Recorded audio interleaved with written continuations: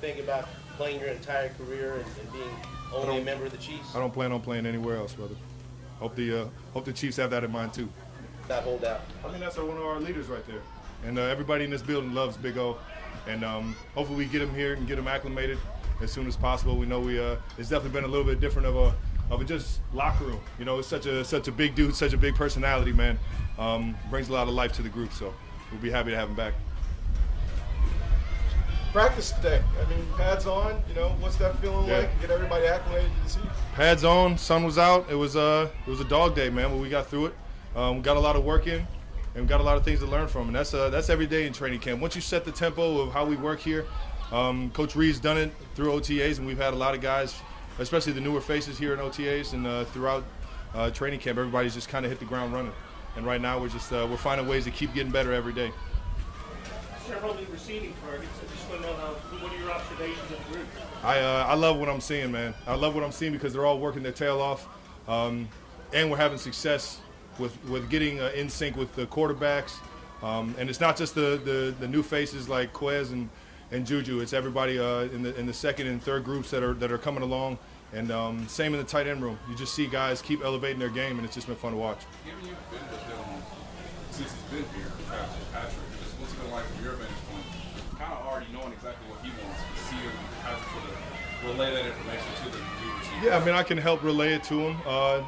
Same thing with this offense and me being here for my 10th year with Coach Reed. You know, there's certain things that just stand true in this offense. And obviously it's grown since 1-5 has been here. But I think it's a little bit more friendly of an offense than a lot of guys have been in.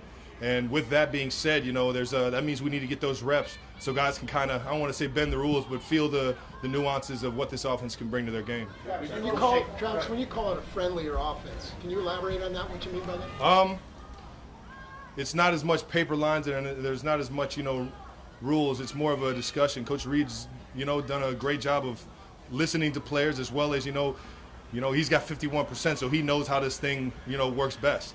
And so keeping a good, you know, control over that and being able to give us as many routes from everywhere on the field, I mean, that's just an advantage. A lot of guys don't get the opportunity to be inside, outside, in the backfield in other offenses, and that's what you get here.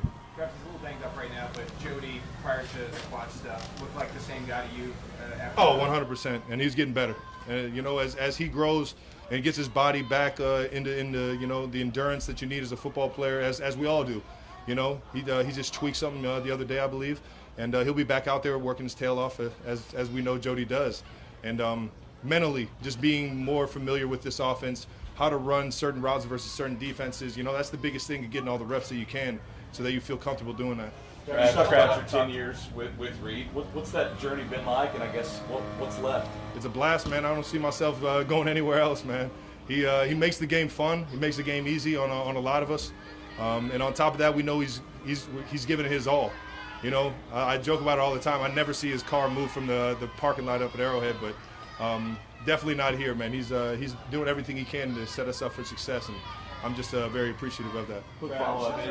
He says you're wilder, always been wilder than your brother. Is that the case? My brother has way more of a temper tantrum, or what is it, anger management, than I do. I like to enjoy myself a little bit more, but yeah, we both have different wild sides to us. Speaking of your brother, you guys are wearing the new Guardian deal. Did you see he put the bubble wrap on his Guardian cap? Yeah, you guys thought I was a prick. He's the stubborn one, man. But he's funny, man. It was a funny, funny gesture. I think that the Guardian caps are silly. I think we're just out here wearing mushroom helmets that are doing nothing but just adding weight to our heads. So hopefully we can get rid of those so we don't have to wear them again. I talked to Clyde last week and asked him about who he leans on the most, and he said he leans on you. You guys live by each other. He's always at your house. That's my guy, man. How is that mentorship going between you guys? Oh, man, it's just a brotherhood. Clyde's been nothing but great people to anybody that he's ever talked to. He's one of those guys who just gives off good energy, and he wants to work and he wants to be great.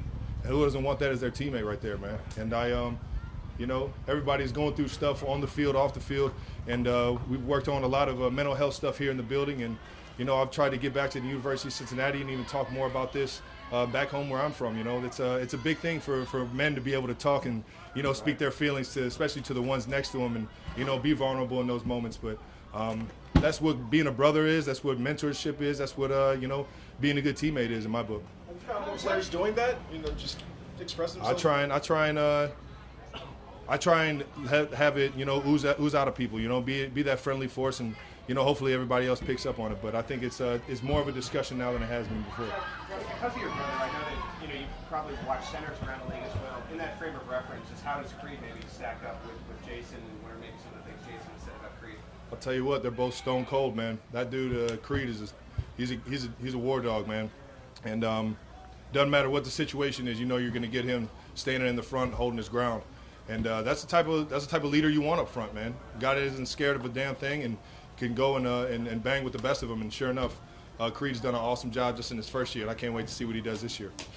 Young players in the linebackers and secondary going up against, McDuffie, and you've got Bolton and Gay, and it seems like an upgrade in athleticism.